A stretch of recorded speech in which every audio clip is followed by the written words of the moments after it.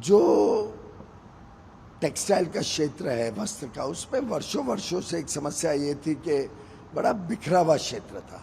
कहीं रुई उगती थी तो कहीं और उसका फैब्रिक बनता था, किधर और फैशन डिजाइनिंग होता था और किधर और गारमेंट बन के विदेश जाते थे। इसमें हम देश भर में लॉजिस्टिक्स यानी सामान इधर से उधर लेके जाने में खर्चा इतना बना देते थे कि हमारी स्पर्धा में, कंपटीशन में हमारा सामान बड़ा महंगा हो जाता था। पीएम मित्र के पीछे प्रधानमंत्री मोदी जी की जो 5F की कल्पना है, farm to fibre, fibre to fabric, fabric to fashion, fashion to foreign, ये एक प्रकार से झलकती है कि एक cluster based approach, plug and play में उद्योग जगत को, व्यापार जगत को सुविधाएं मिले, वहीं पे टेस्टिंग की लैबोरेटरी हो, कॉमन एफ्लुएंट ट्रीटमेंट प्लांट हो जिससे पर्यावरण को कोई नुकसान ना हो, वहीं पे हर प्रकार से व्यवस्थाएं, बिजली, पानी, डिजिटल कनेक्टिविटी, सड़क, रेलवे, पोर्ट से कनेक्ट करना, विदेश जो माल जाना है उसके लिए, तो एक प्रकार से समुचित विकास, हर प्रकार से इंडस्ट्री एक क्षेत्र में काम करे, उसके खर्चे कम हो, बड़े स्केल पे काम हो, ग्लोबल स्केल पे काम हो और हमारा इंटरनेशनल मार्केट्स में और ज़्यादा सामान निर्यात हो सके विदेश में, जिसके लिए हम अलग अलग प्रकार से फ्री ट्रेड एग्रीमेंट के लिए भी 2 तो हम कर चुके हैं पिछले साल, अभी भी 3-4 तेज गति से चर्चा में है। तो मुझे लगता है कि अब भारत एक नए मोड़ पे, जिसमें हर व्यक्ति का सम्मान हो, हर व्यक्ति को अवसर मिले, हर व्यक्ति का जीवन स्तर सुधरे, इस रास्ते पे चल पड़ा है। जो प्रदेश इस रास्ते को अपनाएंगे, जो प्रदेश इसमें हमारे साथ सहभागी होके विकास की तरफ और तेज गति से जाएंगे, वहां पे अवश्य निवेश बड़े रूप में आएगा। पीएलआई एक बहुत ही सराहनीय कदम रहा है। निवेशकों का, उद्योग का बहुत इसमें उत्साह देखने को मिला। करीब 750 से अधिक कंपनियों ने इसमें सहभागिता की है। 14 क्षेत्रों में अभी तक पीएलआई आया है और अलग अलग स्टेज पे इन्वेस्टमेंट्स आजकल चल रहे हैं। तो वो लगभग कोविड काल में ही इंट्रोड्यूस हुआ था, तो शुरुआत में कोविड के कारण लोग अपना निवेश शुरू नहीं कर पाए, पर अब तो तेजी से कंपनियां अपना फैक्ट्री लगा रही हैं, प्रोडक्शन फैसिलिटीज़ लग रही हैं, रोजगार का भी इसमें, इसके माध्यम से डायरेक्ट इनडायरेक्ट लाखों की संख्या में अभी तक भी और आगे चल के भी संभावनाएं खुल जाएंगी।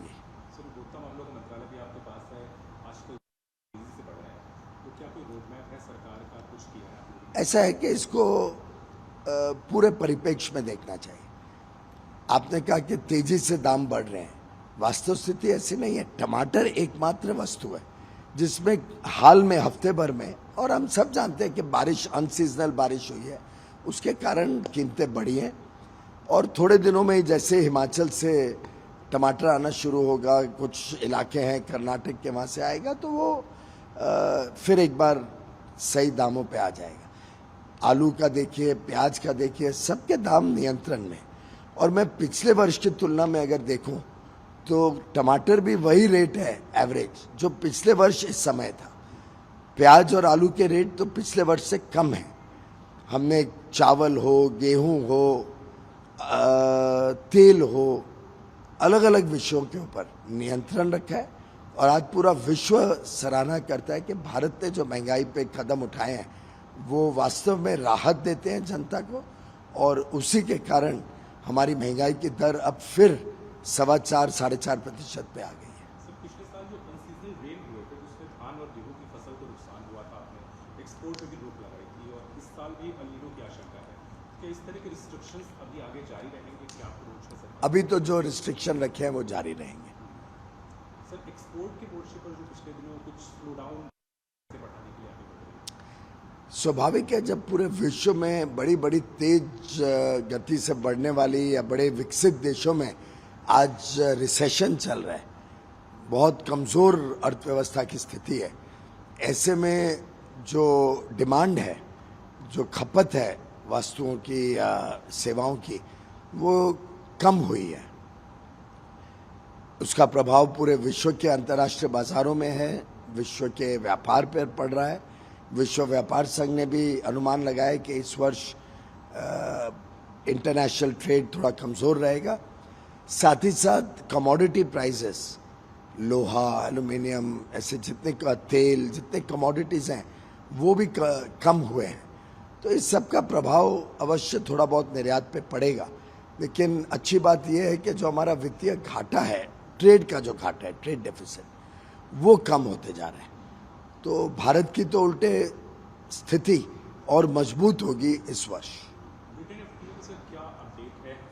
अच्छा चल रहा है, बातचीत बहुत तेज गति से आगे बढ़ रही है और मुझे लगता है कि दोनों तरफ से बहुत उत्साह है इस एफटीए को लेके। और जैसा मैं कई बार कह चुका हूँ, एफटीए दो तरफा होता है, दोनों को लाभ होता है, तभी विन विन सिचुएशन में ही एफटीए पूरा किया जाए। बात अटकी कहाँ है सर?